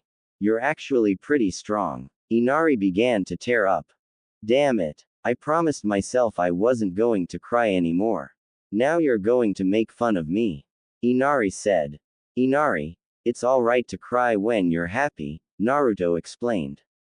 With that, he headed off towards the bridge, knowing that something was wrong. Kakashi, Sasuke, Sakura, and Tazuna arrived at the bridge to find most of the workers either injured or dead. Before they could realize what was going on, the mist began to thicken as Kakashi realized that Zabuza had returned. Hee, I see your brats are still shaking, Zabuza called out through the mist. Suddenly, they were surrounded by about a half-dozen Zabuzas. HMPH, I'm shaking from excitement, Sasuke responded as Kakashi signaled for him to go. With that, Sasuke defeated the clones with only a few movements of his knives, much to Sakura and Tazuna's surprise.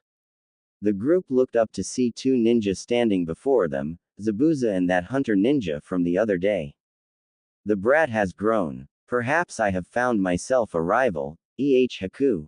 The demon of the mist asked. Haku nodded and Kakashi knew that his hunch had been correct. That masked man, he's obviously a comrade of Zabuza, Kakashi said, but was interrupted. I'll fight him, Sasuke said.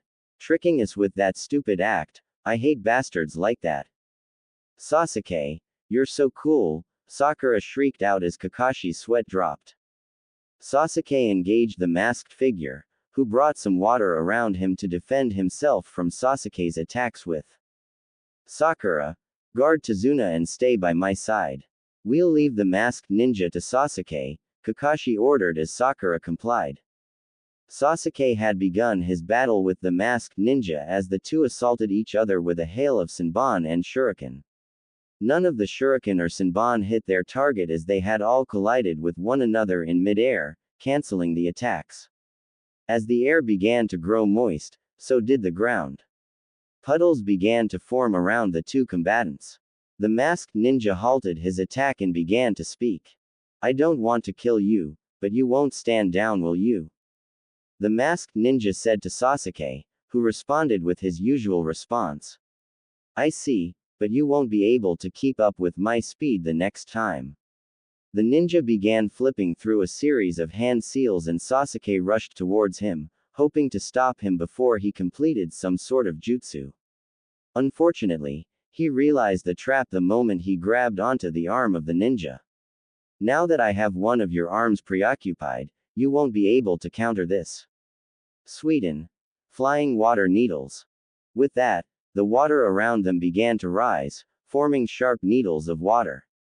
Sasuke channeled some chakra to his legs and jumped up before the needles could impact him. He then retaliated by throwing some shuriken at the masked ninja, who had just barely dodged them. Sasuke then appeared behind the ninja and sent him flying back with a kick to the stomach, much to Zabuza's surprise. Kakashi turned to Zabuza. I can't have you underestimating my students by calling them brats, Kakashi explained. Sasuke is the number one rookie in the village, Sakura is the brightest, and Naruto as well, Naruto, the number one hyperactive knuckleheaded ninja in the village. HMPH, just because your brat scored one lucky hit, doesn't mean he can take Haku, said Zabuza to Kakashi. He's just getting started and it looks like it's all over for your brat now. Sasuke felt a sudden chill surround him. Hyoten. Demonic ice mirrors. Haku called out. Sasuke was shocked that he was now surrounded by a dome of ice mirrors, with Haku's reflection in each one. He tried to figure out what that jutsu was, but he did not remember the Hyoten, being one of the common elemental affinities. So he has a blood limit. This will get interesting, thought Sasuke. However, in reality, he was extremely tense, not sure what to expect at all. Now I'll show you my real speed, Haku said. Suddenly, Sasuke was hit with a barrage of needles, none of which severely injured him, this time around. Seeing Sasuke's troubles, Sakura ran to aid him, temporarily abandoning her charge. She threw a kunai at Haku, who came out of the mirror only to catch it. Suddenly, he was knocked onto the ground outside the mirrors.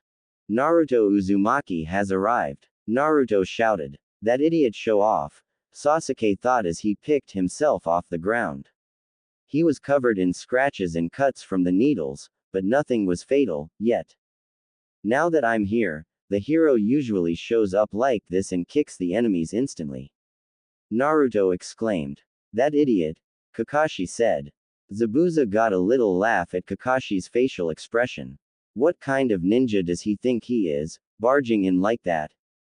Naruto threw a few shuriken at the distracted Zabuza, only to have them knocked away by Haku's needles. So you don't want me attacking them? You're soft as always, Haku, Zabuza said to his comrade. Sasuke realized the situation he was in. Apparently, Haku had been holding back. None of those hits were vital, only mere scratches so far. However, after the way he killed Zabuza back by the lake, Sasuke realized that this ninja had deadly accuracy with Senbon and he had been holding back. Now that Naruto had arrived though, perhaps Sasuke could get out of this. With the Dobi working on the outside and himself on the inside, perhaps they could take down Haku. Sadly, he would have to swallow his pride for this and allow Naruto to help him, assuming Naruto hadn't done what he just did. Sasuke, I came in here to save you, Naruto said, now inside the ice dome. Sasuke was about ready to beat the knucklehead senseless as Haku resumed his assault. Thinking of the ice, Sasuke made a few hand seals, Kaden, Great Fireball Jutsu. With that, Sasuke launched a fireball at the mirror that Haku was in. Unfortunately, the ice mirror did not sustain any damage. Afterwards, Naruto and Sasuke were pelted with a barrage of needle. Naruto made a bunch of clones to attack the mirrors, hoping one of them would be able to get Haku. However, Haku was too fast and the clones were easily defeated. As Naruto and Sasuke were facing Haku, Kakashi stared down his opponent. For a kid to master a jutsu like that, it must be an advanced bloodline, he said. Bloodline? Sakura questioned. It's a deep lineage, a jutsu or style of jutsu passed down by your family. Even I cannot copy it, Kakashi explained. With that, Kakashi revealed his Sharingan, ready to fight Zabuza and end the battle quick. The Sharingan. Only one trick, Kakashi. You should know better than to show your moves to an opponent more than once. Zabuza said. The two Jonin engaged one another, both piercing the other's hands with kunai. You should be honored. You're the first opponent to see my Sharingan twice, Kakashi called out as the two disengaged. I've been waiting to say this line. You can't use the same jutsu on me twice, Zabuza called out as he made a hand seal. Suddenly, the area around them was covered in a thick mist and Zabuza disappeared. Back in the ice dome, damn it. I can't fail here. I have a dream I need to fulfill, Naruto said out loud. Haku then experienced a flashback upon hearing Naruto's words. Flashback. Dream. He remembered himself as a lonely child. His home in the land of water had just been destroyed after the Mizukage's persecution of people with bloodlines. Soon he saw Zabuza standing before him. An unfortunate child, Zabuza said. A brat like you is wanted by no one. You will die with neither freedom nor dreams. Hee, you have the same eyes as me, Haku said to Zabuza, striking some sort of emotion in the demon. End flashback. Dream. Becoming a true shinobi is difficult for me. If possible, I do not want to kill you, nor have you kill me. But if you come at me, I can destroy my kind heart and come at you as a true shinobi, Haku said to Naruto and Sasuke. This bridge is the place we fight to connect our dreams. Please don't hate me. I want to protect someone precious to me, fight for them, and make that person's dreams come true. That is my dream. For that, I can become a shinobi and kill you if I must. Zabuza laughed at what Haku was saying. He knew that Naruto and Sasuke had not killed anyone yet and that they did not know what it was like to truly become a shinobi. Kakashi heard this, but couldn't see anything. The mist was too thick, even for his Sharingan. But he figured that Zabuza couldn't see either. Suddenly, about a dozen shuriken came flying at his and Kakashi just barely managed to block them. Impressive that you were able to block them, Sharingan Kakashi. Zabuza said, appearing behind him. Kakashi turned around to see that Zabuza's eyes were closed. He disappeared back into the mist. Kakashi, you have overestimated the use of your Sharingan. You acted as if you could read my mind and see the future, but that Sharingan is merely a trick. Basically, it involves hypnotism and attention to detail. By using those two abilities together, you can make it seem like you are seeing into the future. The answer to combating it is simple. First, I use the mist to make that keen eye of yours useless. Second, I keep my eyes closed to prevent you from influencing me. However, I am an expert in silent killing. I can kill you just by hearing you. Kakashi was worried by this realization. Zabuza moved to Tazuna and attacked, hoping to take out the bridge builder and Sakura. As Zabuza swung the blade, it was stopped by the steel plate on Kakashi's gloves. Zabuza growled and kicked Kakashi in the gut before swinging his blade again. Kakashi had just enough time to throw himself backwards to dodge most of the attack. However, the blade still sliced across his chest, creating a rather large gash. He slipped back into the mist again, ready to strike another blow. Now, Kakashi had once been in charge of the Anbu and the Sharingan wasn't his only trick. He made a few hand seals. Summoning jutsu, Kakashi said, summoning 8 ninja dogs to his side. He ordered them to find and immobilize Zabuza, which they did without trouble, using the scent of Kakashi's blood on Zabuza's blade to track him. Naruto woke, just in time to see Sasuke take the attack that was intended for him. The needles hit Sasuke in the chest and what appeared to be the liver.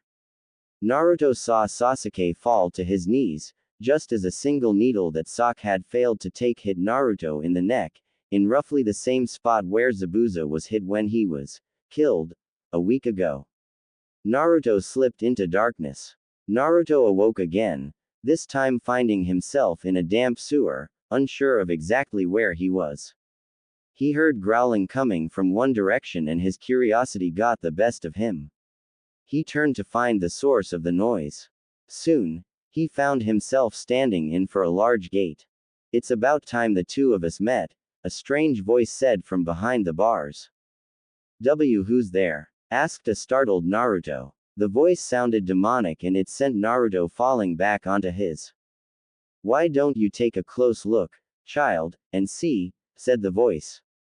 A faint light filled the room and Naruto could see what was behind the bars. Why your T the KK Kyuubi no K Kitsune, stuttered Naruto in fear. Yes, and since you're here, that must mean you're in some sort of trouble, the Kyuubi said to Naruto. What do you mean? Naruto said, still trembling in fear. Are you going to kill me? No, even if I wanted to, the seal on you that keeps me imprisoned in you would prevent me from doing such. If I remember, you were in a battle with a masked man. The fox did his best to conjure an image of what was happening. The thing that shocked Naruto was the image of Sasuke taking the hits for him, saving him, but getting injured in the process. Naruto saw that Sasuke was falling to the ground and feared that Haku had actually managed to kill Sasuke. I can sense that your friend is still alive, but he may not be for long if you just sit there and do nothing like a blundering idiot. I will give you a little bit of my power for now, but there is something I want to discuss with you later. Now go. With that last bark of the Kyuubi, Naruto was forced out of his mindscape. Finding himself in the real world, facing Haku and a dying Sasuke, Naruto instantly felt a surge of power course through his chakra system. The needles that were stuck in him were forced out and any wounds instantly began to heal. Haku looked on in shock as a red aura began to surround Naruto. Naruto caught Sasuke as he was falling to the ground. Afraid that his teammate was dead, Naruto went into a rage, launching himself towards Haku's image in the mirror. With a strike of his fist, Naruto punched Haku in the mirror and sent him flying backwards. The mirror he was in shattered and the dome collapsed with it. Haku managed to barely regain himself, remaining on his feet, but no longer inside any mirror to protect him from the next assault. Unfortunately for him, this next assault, he would not be able to dodge. His mask was cracked and his head was ringing, most likely suffering from some sort of concussion. Naruto's next attack came swift, a strong punch to the chest that sent Haku skidding to the ground. As Naruto moved over to Haku, ready to deliver the finishing blow. As Naruto lashed out at Haku with his fist, the mask crumbled off, revealing the same boy he had met in the forest only a few days ago. Naruto's attack immediately stopped there. He grabbed Haku by the collar of his robe. Why? Demanded Naruto. Why did you kill him?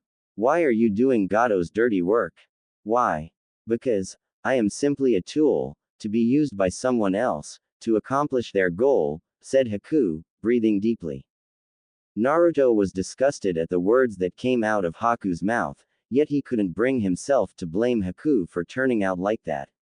Naruto could see some familiarity in Haku's eyes. He could see loneliness in those eyes. He determined there that Haku must have lived alone until someone came to him with an offer. Hell, Naruto had almost fallen to the tricks that had manipulated Haku when Mizuki asked him to steal the Forbidden Scroll. Don't talk about that crap anymore. You don't have to do anything you don't want to. You're a person, not a tool, don't give me that crap. Shouted Naruto, flaring a little bit more of the demonic chakra already in his system. Perhaps, but it seems like my usefulness is over, said Haku as he pointed into the mist, towards the end of the bridge. Naruto looked over in the direction Haku was pointing. For some reason, he could sense that something was there, something with the intent to kill. Naruto delivered a punch to Haku, enough to knock him unconscious but not enough to kill him as Naruto stormed off towards the source of killing intent. Kakashi was facing Zabuza, who was now immobilized by Kakashi's dogs. Suddenly, he felt a burst of demonic chakra coming from the direction of Naruto. Both he and Zabuza felt it and Kakashi knew what it was. He was afraid that the Kyuubi had broken through the seal. However, Kakashi realized that the seal had not broken on, only some of the chakra had managed to leak out. He knew he had to end it. I have copied 1000 jutsu Zabuza, but now you will see my one original jutsu, Kakashi said, making a few hand seals. Suddenly, a mass of lightning appeared in Kakashi's hand. Raiden.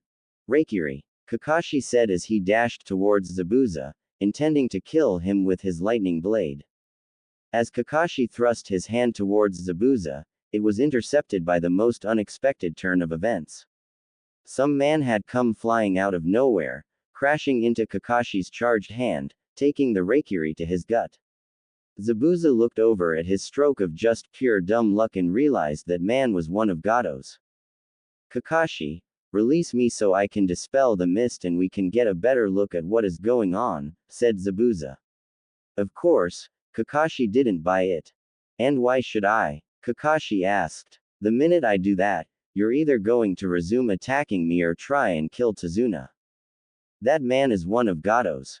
Haku and I suspected Gado would try to double-cross us and we were planning on killing him after we were done here. If one of his men are here, then that only means that there are more of him here. I just need my arms to get rid of the mist, explained Zabuza. Kakashi thought. Fine, but try anything and the next Reikiri will be going straight through your head, threatened Kakashi. He ordered the dogs restraining Zabuza's arms to let go, and Zabuza did as he said he would, release the mist. Once the mist cleared, Kakashi could see what was going on. There was a group of roughly 50 to 60 thugs on the far end of the bridge and Naruto beating up one who was unfortunate enough to get too far ahead. Sasuke! Shouted Sakura as she ran to where Sasuke was lying on the ground. There was a faint pulse and she began carefully removing the Senbon from the Uchiha pincushion. Zabuza looked over at the battered Haku on the ground and his cold exterior began to melt. Now realizing that the rest of Gato's men could see him, Naruto retreated back to where the rest of the team was. He could feel the demonic chakra drain from him as he did so. So they are not dead yet, how disappointing, Gato called out, looking at the exhausted ninja standing in front of him. Why are you here? Zabuza asked. It's simple. I actually planned to do this from the start. I'm here to kill you, Gato claimed. It's what I do. I hire missing ninja to do my work. They are done, I kill them so that I don't have to pay them. Nice plan, don't you think? The only problem is you. PFF'd. Zabuza, the demon of the hidden mist. You can barely stand. Kakashi, this fight is over. I have no more reason to fight you or go after Tazuna, Zabuza said as Kakashi agreed. Gato walked over to Haku, who was lying unconscious on the ground just in front of the rest of the ninja and began beating on the unconscious body. Yeah, take this you little punk. This is what you get for breaking my arm, shouted Gato. He then pulled out a blade from his side. PHF'd. This is what happens to a worthless tool of mine. Naruto tried to rush to save Haku, only to be held back by Zabuza himself. What are you doing? Shouted Naruto. Can't you see that he's going to kill Haku? Don't you even care just a little bit? He's done everything for you and you've done nothing but look at him as a tool. He's more than just that, UKN. Stop, kid, said Zabuza, tears rolling down his face. I know what I need to do. Can I borrow a kunai? Naruto nodded and handed Zabuza one of his knives. Zabuza instantly disappeared and repapered behind Gato, driving the kunai into the back of Gato's skull. You sick, disgusting man. Get away from him, said Zabuza as Gato dropped to the ground, dead. He then picked up the battered Haku and retreated back to where Kakashi and Team 7 were. Hey, you killed our meal ticket. The group of thugs said as they charged the ninja. Kill them. Suddenly, arrows came flying out of some still lingering mist and killed most of the bandits. If you come any further, the citizens of this island will kill you. Inari shouted with all the villagers standing behind him. Inari. Naruto called out. A hero shows up at the last second, right? Inari said, returning a smile to Naruto. To give the thugs one last push to flee, Naruto made about 3 dozen clones while Kakashi did the same, although Kakashi's weren't all shadow clones. The thugs fled the island, the villagers had won their village back. Sasuke. Sakura shouted out in delight as Sasuke opened his eyes. UHG. Sakura, you're heavy, Sasuke responded weakly. Sakura began to cry and soon gave Sasuke a big hug. Sakura, that hurts, Sasuke said. He still had a few needles in him. What about Naruto and that masked kid? Sakura pointed to them and Sasuke saw Zabuza supporting a weak Haku. Why are they not fighting? Gato broke his deal and they are no longer enemies, Sakura said. Naruto turned around and realized that Sasuke was alright. Kakashi then turned to Zabuza. So what are you going to do now? Kakashi asked Zabuza. Right now, I don't really know, Zabuza responded. Naruto then came up to them and began acting like the idiot everyone knew and loved. Hey Kakashi-sensei, can they come back to the village with us? Naruto asked. He then turned to Zabuza. You guys could stop running and start a new life again. Hell, you could even become ninja of our village. You really are an idiot kid, said Zabuza. However, there was something about that appealed to Zabuza. He never imagined himself settling down again after leaving Kiri, but Haku, perhaps the boy could use some rest. To be honest, I would actually like that, but I am a missing nin and an A-rank criminal. I would just go back to either imprisonment or death. Kakashi-sensei, can't you do anything about that? You're pretty high up, Naruto said. Kakashi figured he would regret this later. For your good work, I can send a message to the Hokage about this, Kakashi said, turning to a surprised Zabuza. Based on the condition of everyone, we will be here at least another week. I will send word to the Hokage, telling him of your intentions. Do realize that if you are given a chance, you will have to undergo extensive analysis to ensure that you mean no harm to the village. Zabuza thought to himself for a moment. Well, if there seems to be a chance, it would be a nice change. Even Sasuke was happy with this. If they come to the village, then that will give him an opportunity for a rematch with Haku. With that, everyone returned to the village to recover. Haku regained conscious, but was groggy and Sasuke was still sore from being a human pincushion. As Kakashi said, they would be there for at least another week and a week's worth of rest was much needed. The following day, Naruto found a quiet place out in the forest to sit down. There was still something he had to do after yesterday. He began meditating, hoping to get into contact with the Kyuubi inside him. Well, it seems as if you still want to talk, the fox said. I figured I would at least hear you out. So what is it you want? Naruto responded. I want to make an offer with you, Kit. The fox said. And I suggest you listen before you go blowing your mouth off like you normally do. What do you mean? Naruto asked, trying to restrain himself from the fox's obvious taunt. To understand where I'm going with this, you need to understand my past, explained the Kyuubi. I am one of the 9-tailed beasts that came into existence over 1,000 years ago.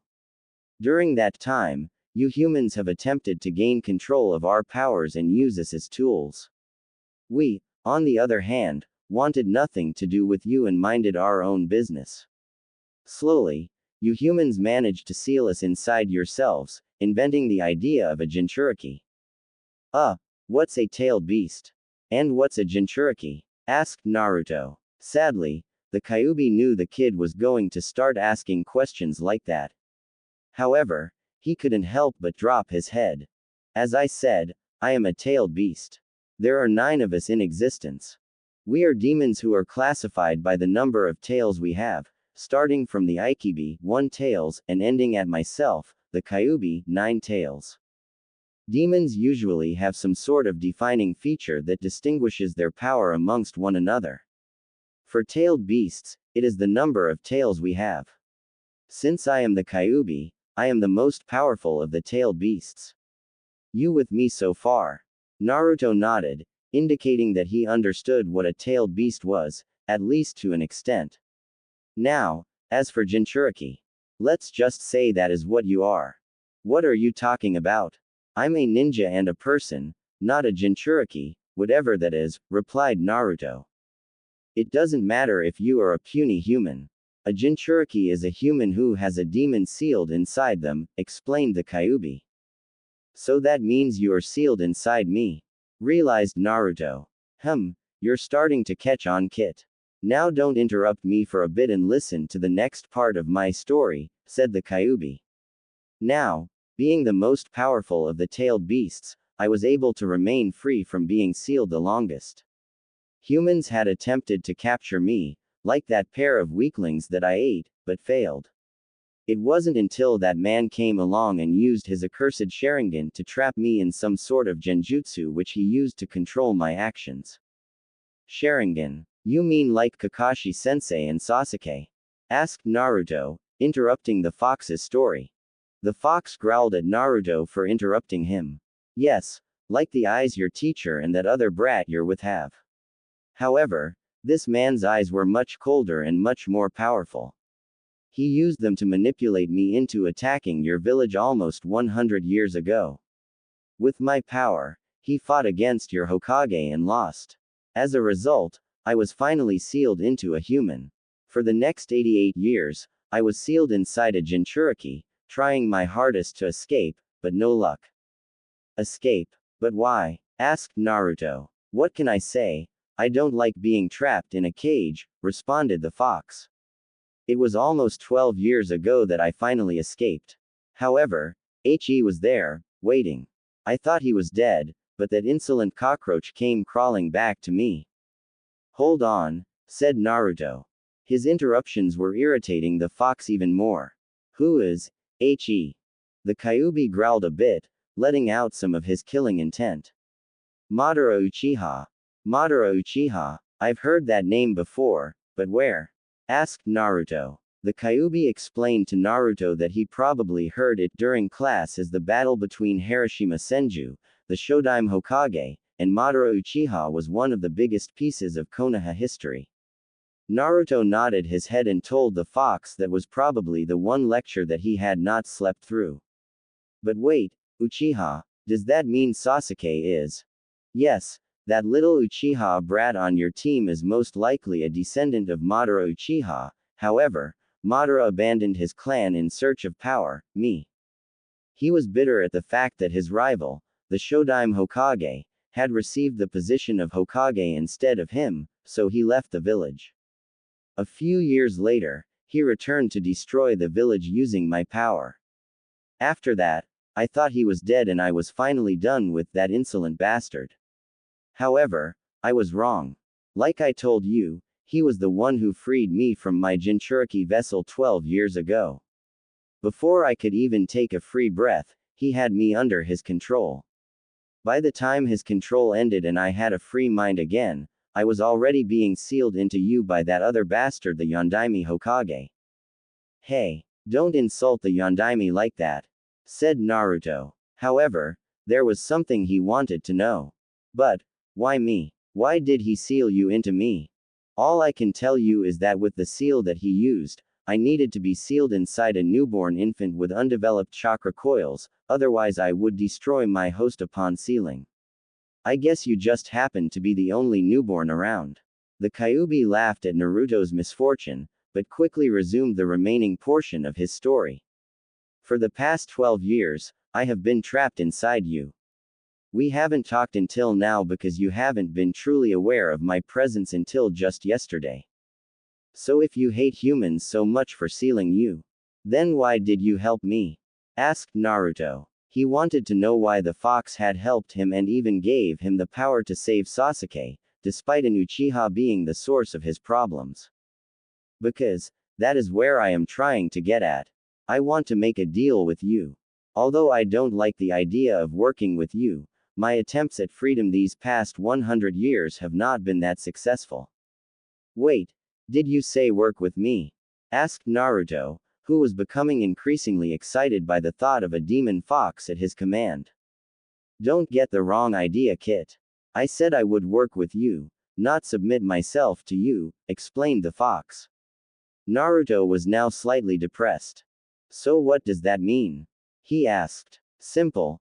I will help you and I will even give you the ability to use my chakra, unopposed in certain situations.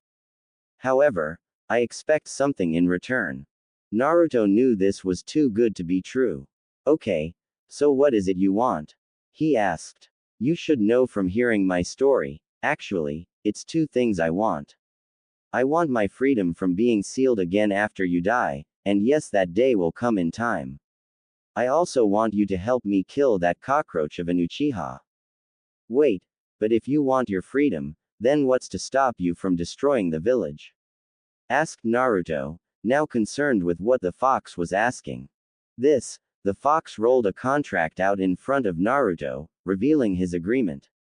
This is a blood contract. Even to demons, this is binding. Basically, it states that I will lend you my chakra should you find yourself in a situation when it is required. With my help, you could become as strong as or even stronger than the Hokage. What I am trying to say is that I will help you along your journey to become Hokage.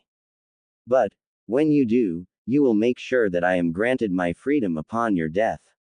I even promise to leave your village alone once I'm free so long as they don't try to imprison me.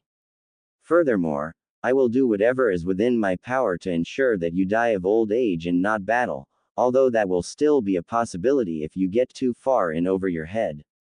Wait, what do you mean? How can you help me survive till I'm an old man? Naruto asked.